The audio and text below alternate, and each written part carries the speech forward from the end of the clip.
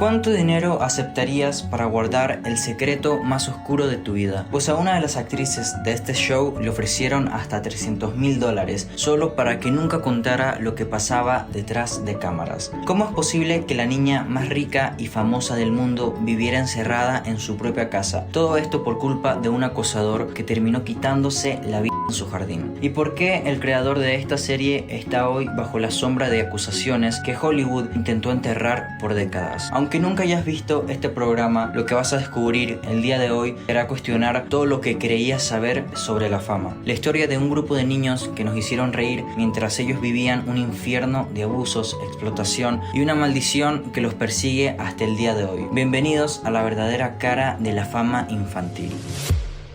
En un mundo donde apenas empezaba a surgir el internet, surgió un programa sobre 3 amigos que hacían videos en un ático y se volvían virales. iCarly fue un programa tan grande que incluso la primera dama de los Estados Unidos apareció en un episodio. Pero mientras el mundo veía a estos niños como los más afortunados del planeta, dentro del estudio se estaba creando un sistema de manipulación que parece sacado de una película de terror psicológico. ¿Cómo pasas de ganar $180.000 por una semana a no querer salir ni siquiera de tu propia casa? Aquí es donde la historia se empieza a poner inquietante. Se descubrió que una de las actrices, Janet McCurdy, le ofrecieron un cheque de $300.000 sobre la mesa, con una única condición: que nunca hablara de lo que sucedía detrás de cámaras. Esto no era un regalo, era un soborno para enterrar el comportamiento de un alto ejecutivo apodado como el creador. Esta presión por callar era solo la punta del iceberg de una vida que se estaba rompiendo por dentro. Mientras el mundo veía a una niña rebelde y graciosa en televisión, Janet estaba siendo obligada por su propia madre a realizarse exámenes físicos invasivos y a seguir dietas extremas desde los 11 años para que su cuerpo no se desarrollara. La lógica era aterradora: si ella crecía, dejaba de parecer una niña y el negocio familiar se acababa.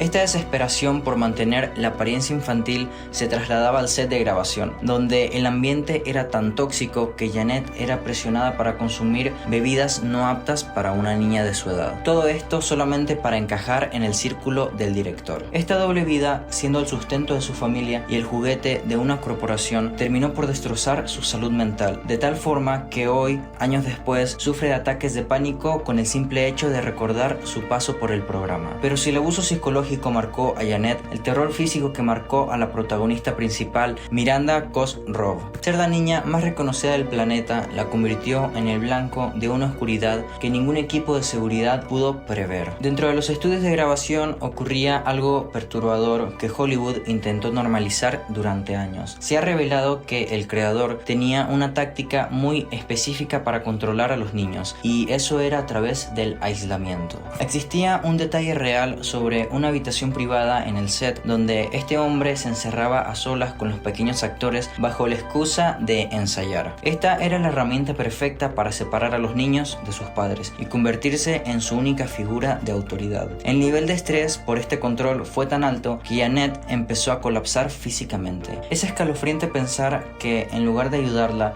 la producción solo llamaba a maquilladores para ocultar que la protagonista se estaba desmoronando. Todo para que el show no se detuviera.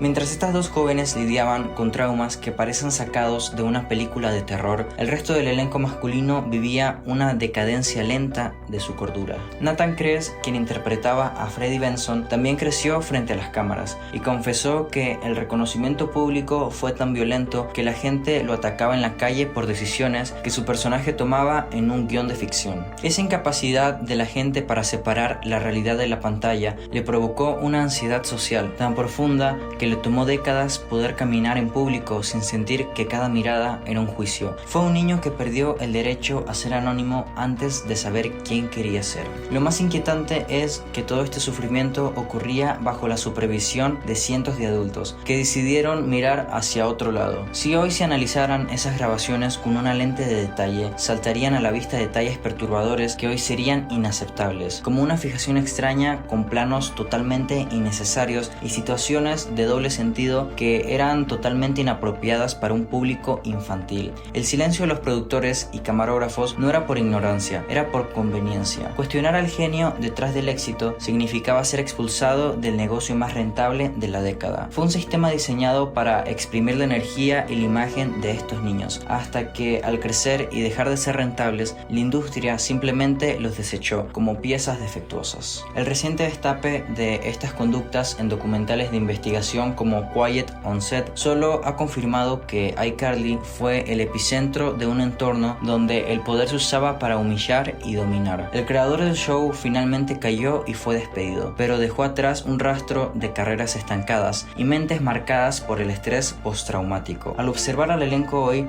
no vemos a estrellas de televisión celebrando su pasado. Vemos a sobrevivientes que están tratando de reconstruir una identidad que les fue robada cuando apenas estaban aprendiendo a ser adultos. El destino de estos niños no fue la falta de éxito, fue algo mucho más triste. El éxito fue precisamente lo que les robó la oportunidad de tener una vida normal. Ellos no eran dueños de su imagen, de su tiempo ni de su salud.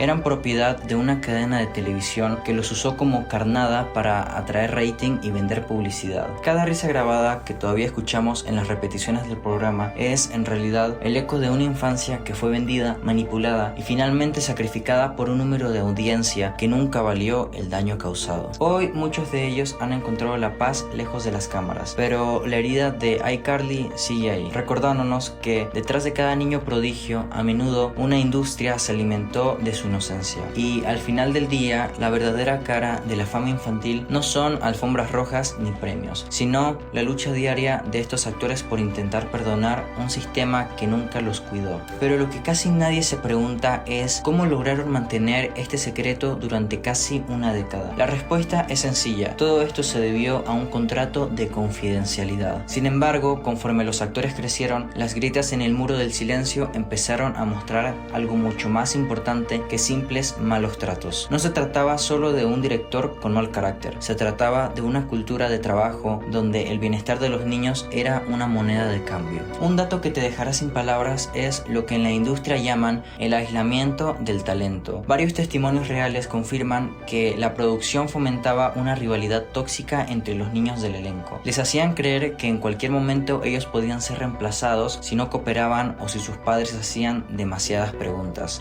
Esto creaba un estado de terror constante, donde los niños sentían que tenían que competir por el afecto del director. Todo esto para poder mantener sus empleos. Pues imagina ser un niño de 12 años y sentir que tu carrera y el dinero que mantiene a tu familia depende de que también le caigas a un adulto que disfruta humillándote frente a todo el equipo. Y si crees que esto fue lo más exagerado, hablemos de las secuelas físicas que la cámara nunca mostró. Ya mencionamos que a Janet McCurdy se le deshacían los dientes por el estrés y la mala alimentación, pero hubo algo más. El nivel de agotamiento era tal que los niños trabajaban jornadas de hasta 14 horas bajo luces intensas que causaban problemas de visión y quemaduras leves en la piel. Pero lo más impactante es que cuando alguno de ellos se enfermaba, la orden era no descansar. Existen reportes de que a los actores infantiles se les daban medicamentos para ocultar los síntomas de fiebre o fatiga extrema solo para que pudieran terminar la grabación del día. No eran niños para la empresa, eran engranajes de una máquina que no podía detenerse por un simple dolor de cabeza o una crisis de ansiedad.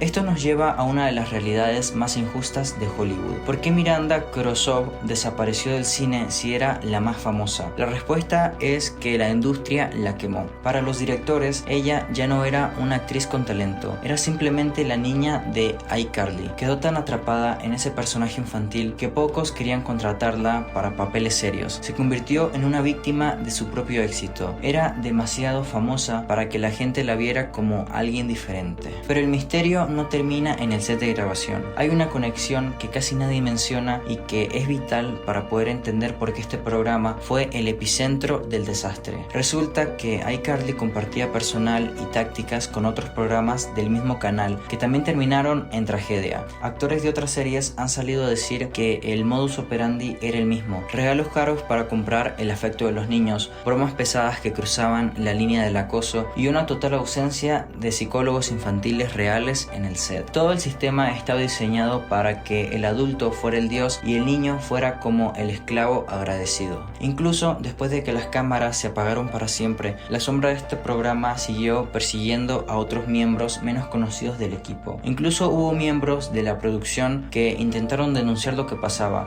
y fueron despedidos y vetados de Hollywood de por vida. El poder del creador era tan grande que podía destruir la carrera de un adulto con una sola llamada. Si eso lo hacía a los adultos, imagina el poder que ejercía sobre los niños, que solo querían a alguien que les dijera que estaban haciendo un buen trabajo. Esto nos obliga a mirar hacia el futuro y preguntarnos qué fue de ellos después de que el programa terminara. Porque si crees que hoy viven una vida de lujos y alfombras rojas, la realidad te va a sorprender. A pesar de que el programa sigue generando millones en todo el mundo, la mayoría de estos actores apenas reciben una fracción de ese dinero, debido a contratos que firmaron cuando eran niños. Janet McCurdy, la niña que todos conocíamos como Sam, tomó la decisión más radical de todas. Se retiró de la actuación para siempre. Ella confesó que actuar le daba asco porque le recordaba al control de su madre y los abusos en el set. Hoy, a sus 33 años, se ha convertido en una escritora de éxito masivo y su libro es un grito de libertad donde finalmente pudo decir todo lo que Nickelodeon intentó callar con ese dinero. Ella no quiere volver a ser famosa, solo quiere ser dueña de su propia voz, lejos de los guiones que la obligaban a fingir que era feliz mientras su vida se desmoronaba. Por otro lado, Miranda Krusov vive en una especie de retiro dorado pero solitario. Aunque regresó para una versión adulta del programa hace muy poco, su carrera en el cine nunca despegó. Es una mujer millonaria, sí, pero que aprendió a ver el mundo con desconfianza. Para ella, el éxito actual no se mide en premios, sino en cuántos días puede pasar sin que nadie la persiga o intente invadir su propiedad. Nathan Kress, el eterno Freddy, ha encontrado refugio detrás de las cámaras. Se dio cuenta que el estar frente al público le causaba un estrés insoportable, así que decidió dedicarse a la dirección y a su familia. Es quizás el que lleva una vida más normal, pero ha sido honesto al decir que todavía tiene que trabajar en su ansiedad social todos los días. Y Jerry Trainor, el actor que interpretaba al hermano mayor, Spencer, sigue trabajando en proyectos independientes, siendo recordado por sus compañeros como el único adulto que realmente intentó cuidarlos en aquel set tan oscuro. Sin embargo, el destino más extraño y que pocos conocen es el de los actores secundarios, aquellos que aparecían solo unos minutos y que hoy han desaparecido por completo del mapa. Muchos de ellos terminaron en trabajos comunes, tratando de ocultar que alguna vez formaron parte del show para que no les hicieran preguntas incómodas. Se han convertido en fantasmas de la televisión, personas que caminan entre nosotros cargando con secretos que todavía les da miedo contar.